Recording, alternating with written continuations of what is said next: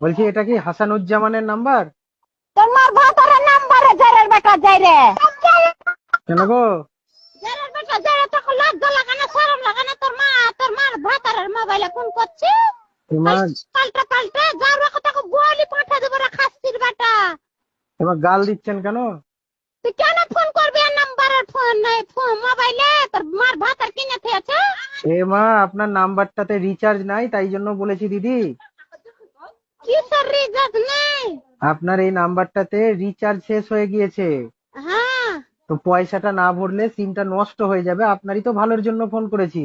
আপনি ও আমাকে না, আপনি আমার বুঝা ভুল আছে। একটা নাম্বার আমাকে খুব বিরক্ত করে জ্বালাইছে, তো অন্য অন্য নাম্বারে ফোন করছে।